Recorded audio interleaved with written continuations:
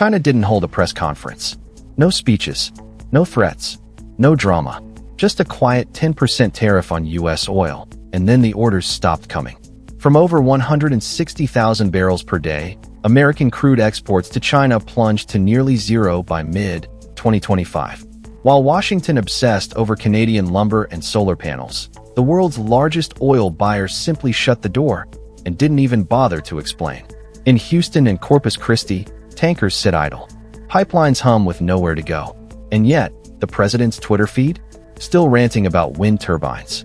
This wasn't just a trade snub. It was a global energy coup, and America never saw it coming. And what happened next would only deepen the blow. But before we dive into how China rewrote the energy map, smash that like button, subscribe for more brutal geopolitical truth, and keep watching. China just outplayed America on the global oil stage, and Washington didn't even flinch. 1 minute, US crude was flowing into Chinese ports like clockwork. The next, empty docks, canceled contracts, radio silence, no bluster, no negotiation, just a cold, calculated tariff. 10% slapped on American oil, and China was gone. And you know what's worse? They already had a plan B. Actually, scratch that. They had plan B, C, and D lined up, paid in yuan, locked in with autocrats, and humming with efficiency. Meanwhile, Texas is turning into a parking lot for tankers. Let's break this down. In early 2025, the US was shipping over 160,000 barrels a day to China. That's not peanuts. That's billions in annual trade, jobs tied to Gulf Coast ports, pipeline infrastructure, and shale production. Texas, Louisiana, Oklahoma, all humming.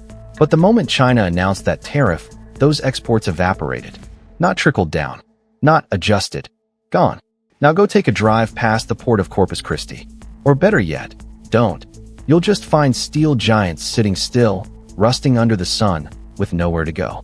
Pipelines that cost billions, pumping into half-full tanks, feeding a market that doesn't exist anymore. What was Washington doing while the world's biggest oil buyer was pulling the plug? Talking about Canadian lumber. Yes, seriously. The administration was so obsessed with a 35% tariff on softwood that it completely missed the freight train barreling through America's energy backbone.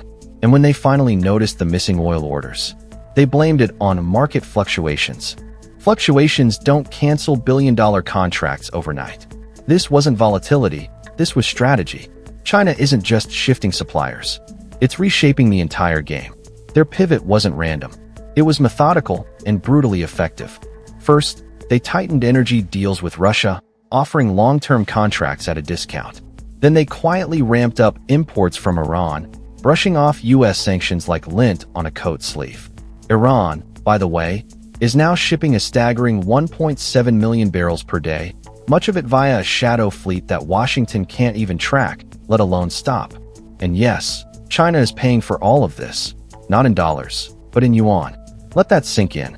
The petrodollar system, the backbone of America's global financial dominance, is being undermined at the checkout counter. One shipment at a time. China is replacing dollar-denominated trade with its own currency, offering its partners a way out of Washington's economic chokehold. And the world? They're buying it. India's state refiners? Testing yuan settlements. Malaysia? Already dabbled. Even Saudi Arabia, once the crown jewel of the petrodollar alliance, is flirting with Beijing's energy platform, calculating the costs of staying chained to an increasingly erratic Washington. But back home, we've got the Secretary of Energy touring a wind farm in Iowa, bragging about green transitions while oil tankers are collecting cobwebs. Green energy is great, sure, but abandoning oil strategy while the world is still addicted to fossil fuels? That's not leadership. That's delusion. The energy economy doesn't stop just because America looked away. Now, here's where things get uglier.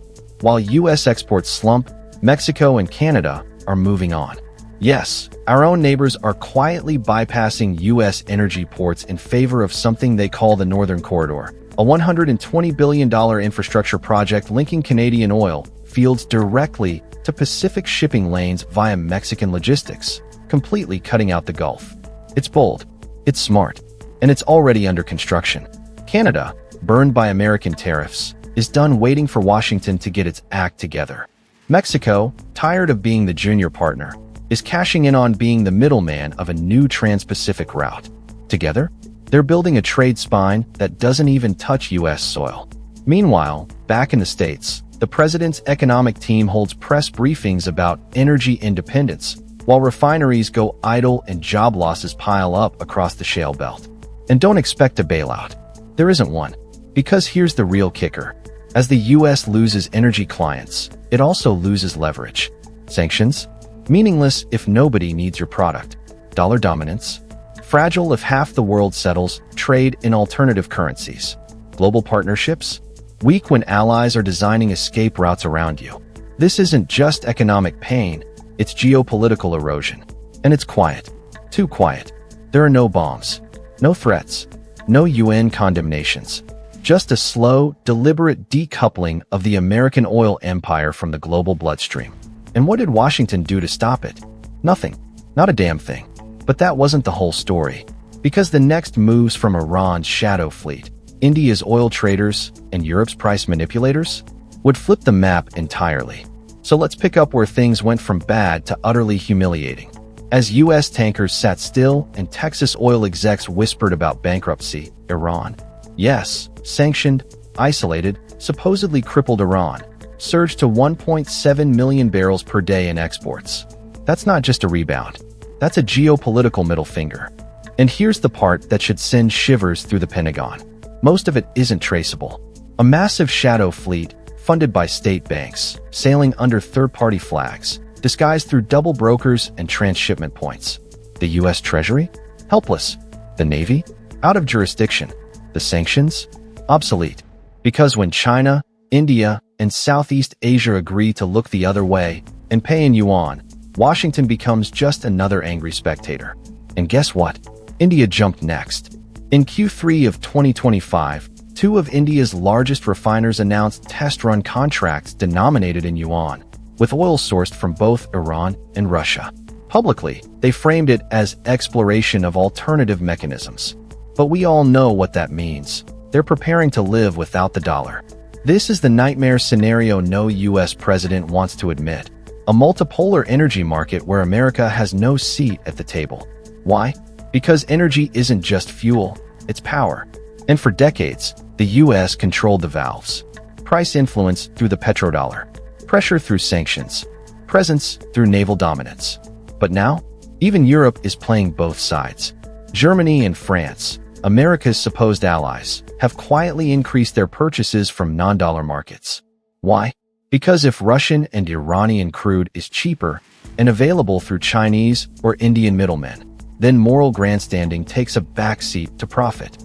And while Washington fumes, Brussels builds gas reserves. They're hedging. We're whining. Let's talk numbers again. Iran, 1.7 million barrels/day, mostly invisible. Russia, for million barrels/day, with increasing yuan settlements. China, now absorbing more than 70% of non-Western oil, bypassing traditional benchmarks. U.S. exports to China, near zero. And while this happens, America is still talking about retooling for renewables, as if solar panels are going to replace strategic oil reserves overnight. Let's be real. The world didn't go green. It went elsewhere. Now comes the part no one in DC wants on a headline. The U.S. isn't just being cut out of supply chains. It's being cut out of relevance. Ports like Galveston and Beaumont are running at partial capacity. Oil producers in the Permian Basin are slashing output. Storage tanks in Cushing, Oklahoma, are near peak. There's nowhere to send it. Nowhere that's buying. Meanwhile, China just inked another 20-year deal with Saudi Aramco, this time denominated entirely in yuan. And Aramco? They didn't blink. Because they, too, see the writing on the wall.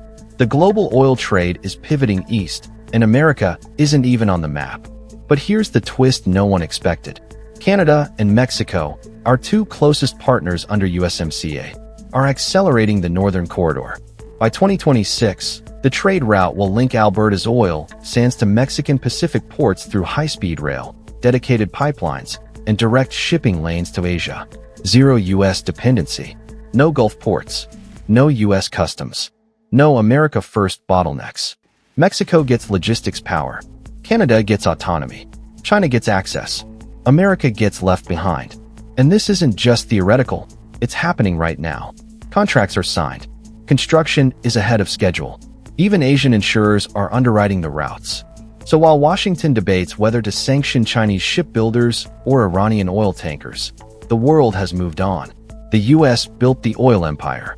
But now it's watching from the bleachers, screaming about rules that no one listens to anymore. And it's not just oil. The ripple effect is massive. Petrochemicals, losing market share, shipping insurance, fleeing to Hong Kong, oil-indexed loans and futures, drifting toward Shanghai. Even Wall Street is starting to hedge. Futures desks now track Brent yuan volatility almost as closely as they do West Texas Intermediate. This is the new reality. America isn't being invaded. It's being ignored. Ignored by markets, by allies, by the very institutions it once controlled. And while US media talks about polling and party drama, the real game, the one that determines who sets the rules, is happening offshore, in yuan, under someone else's flag. We're not just dealing with a trade dispute. We're watching the quiet collapse of the American oil empire. And the scariest part? Most Americans have no idea it's even happening.